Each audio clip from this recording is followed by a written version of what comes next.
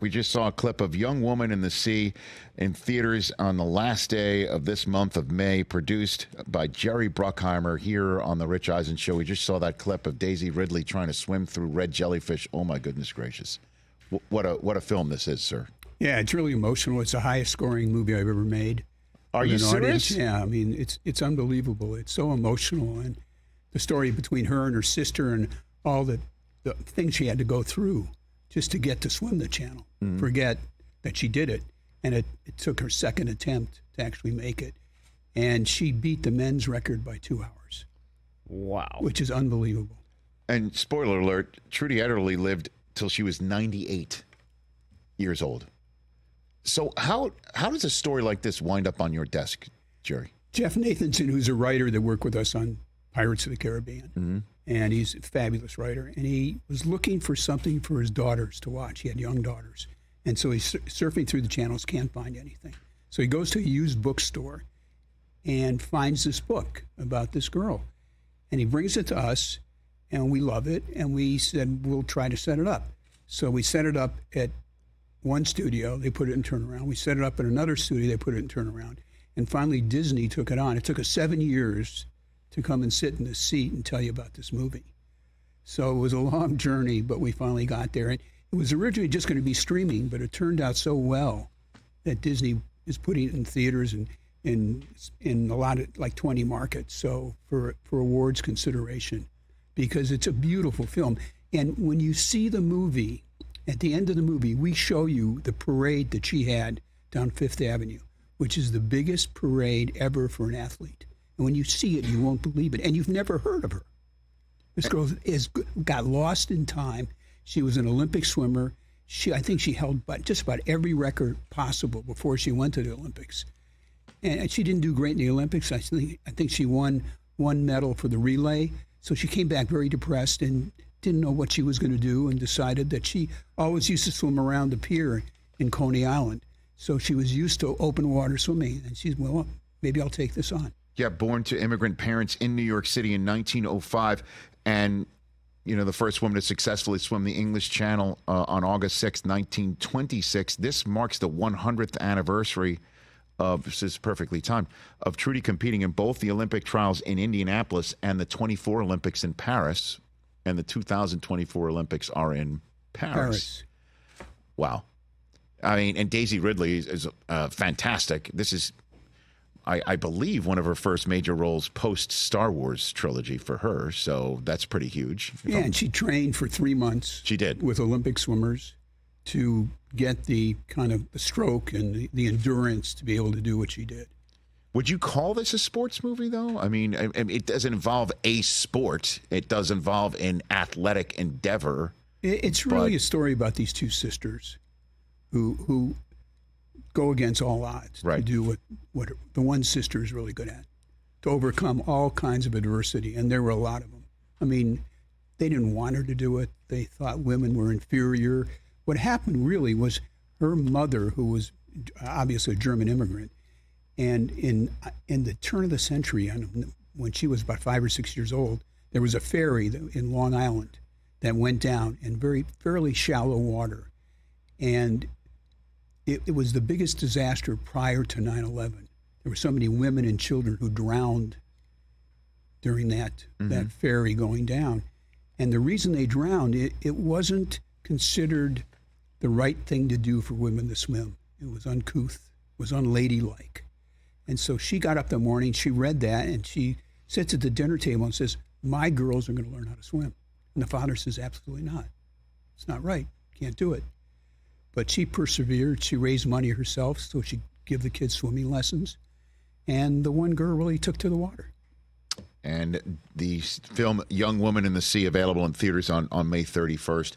So, but for somebody who has put films like Remember the Titans and Glory Road onto the screen, what does, in your estimation, make for a good sports film, Jerry Bruckheimer? I think overcoming the odds. I mean, that's what it's all about. I mean, it's a triumphant thing when somebody does something that you normally don't see or can't do. It's like, Remember the Titans. These two coaches didn't get along, and they had a championship team.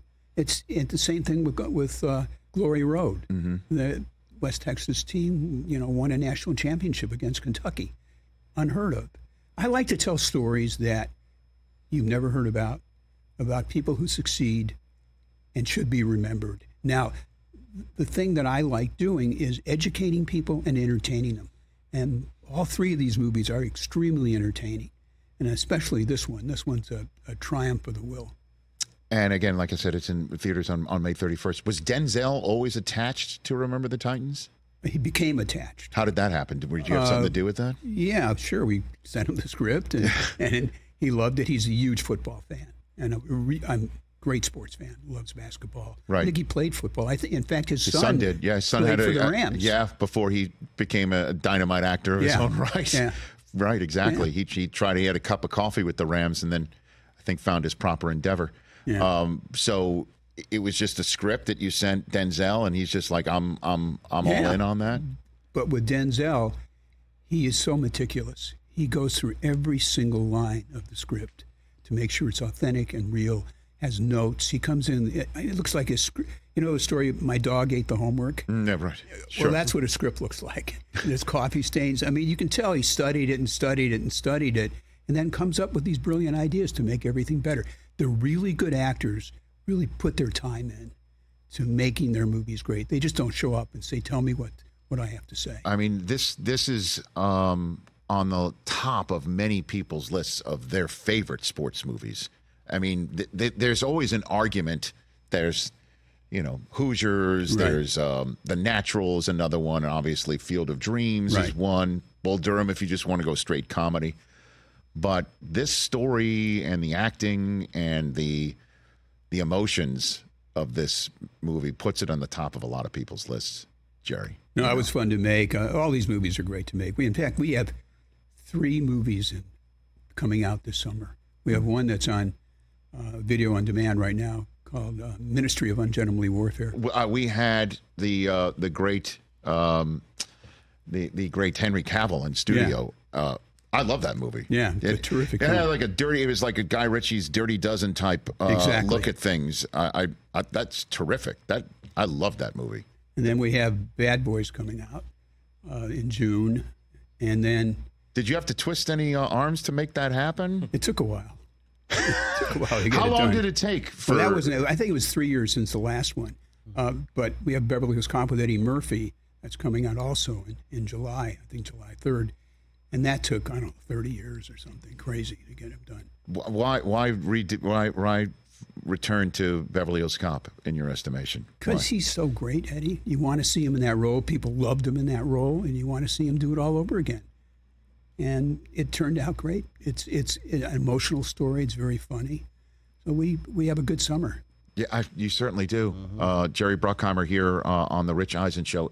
Is there an audition in your career that you sat in on for somebody that had yet to break out, that person, man, woman, actor, actress, conducted themselves so amazingly well that you said, that's a star?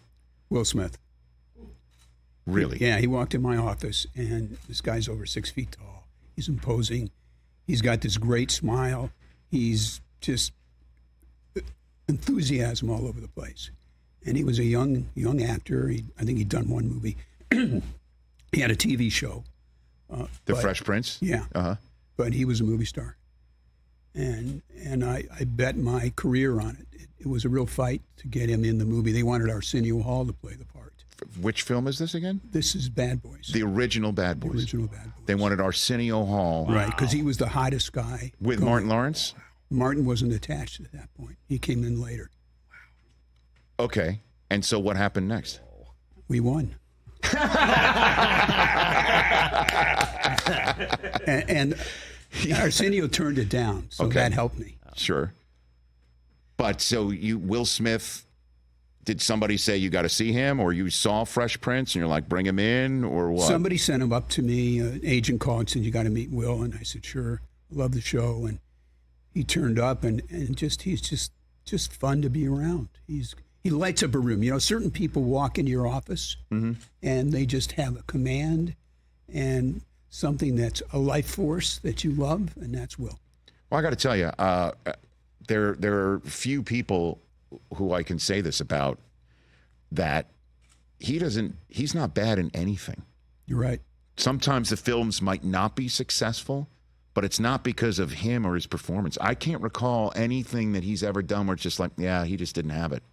Literally in everything, whether it's comedy or not. Well, he's just like Denzel. They work their scripts. They're involved in every step of the way.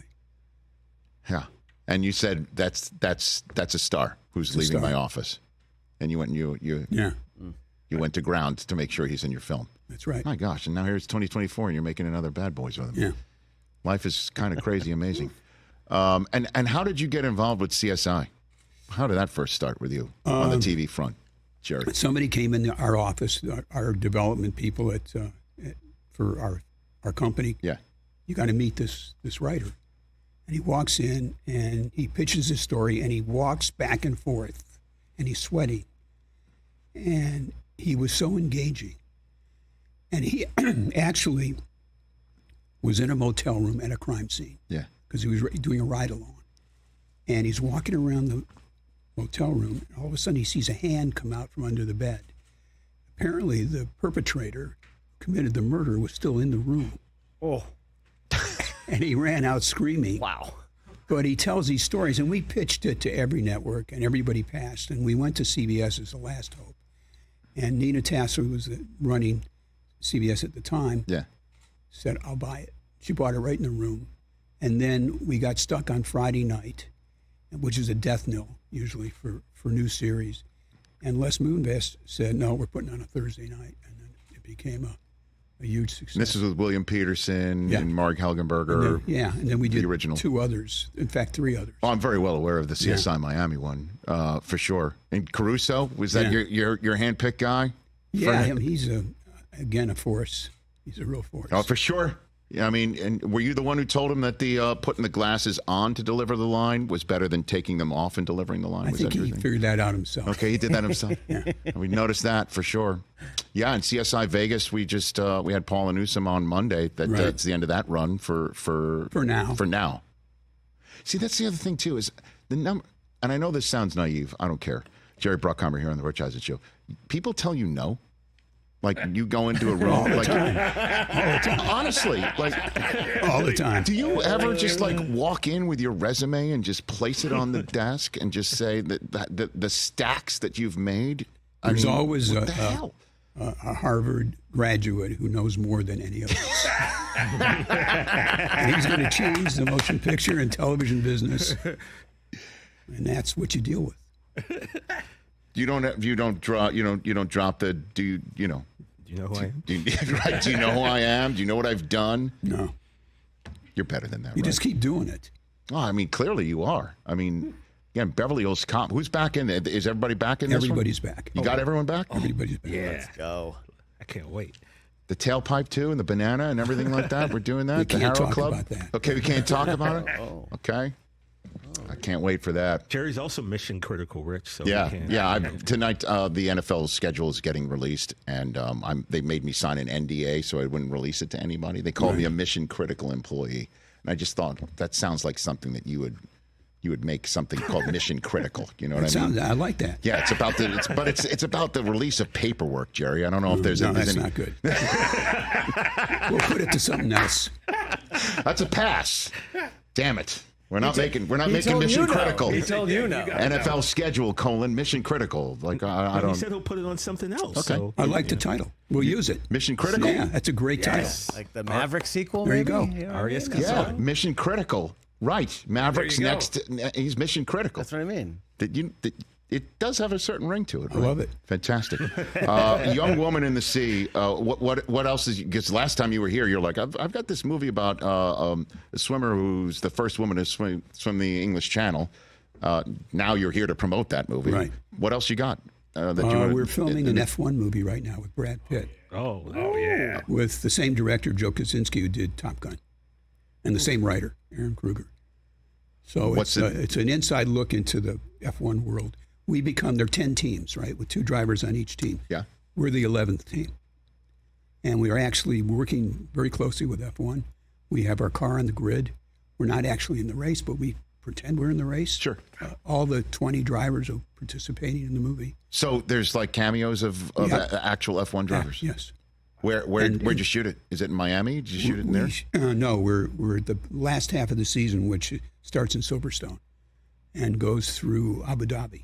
In fact, we just got back from Abu Dhabi. We spent 2 weeks there filming With Brad Pitt. with Brad Pitt. Is he actually driving? What do you got for me? He's actually driving. Of course he is, because he's Brad friggin' Pitt. And he loves it. He absolutely he trained for 4 months in these cars, and we had Mercedes build the shell, designed by our director and Mercedes. Right. It's over an F2 body, and the thing is a rocket. It goes 200 miles an hour. Well, F1's popularity It's is crazy, off the charts, crazy. right? It's crazy. How are you enjoying with the Kraken? Before I let you go, how are you enjoying that? I love it. We didn't have a good season this year. We didn't make the playoffs, but Right. it's so much fun. It's like making a movie. You know, we put this thing together. I was the originator with David Bonderman, who Right. decided we're going to do this, and we trudged through it for like 8 years and got it done. Right. Got the league to approve us, and David put up a lot of money with some other investors, and we have a team, and we almost made the playoff. We made the playoffs last year, Right. and you know, it's building it from the ground up the right way. Do you have anything in producing the Winter Classic? No. You had nothing to do with it. You just went as a spectator? Were you there, or you weren't able to make no, it? I was filming somewhere. Of course you were. Okay. I was gone 200 days last year. Damn, my goodness. Well, I'm glad that we were able to fit the show into your schedule. Well, for you, always. Thank you, Jerry Bruckheimer. I will take that and run with it. Again, everybody should go see Young Woman and the Sea, available in theaters on May 31st, starring Daisy Ridley and a terrific cast. I'm glad somebody said yes to this to you, because this is a great story that folks should hear about. And certainly in this Olympic year, the 100th anniversary of Trudy Ederle actually competing in the Olympics in Paris prior to negotiating the English Channel successfully. Good to see you. Good to see you. Please come back anytime. Catch the Rich Eisen Show every single day on the Roku channel, 12 to 3 Eastern, for free.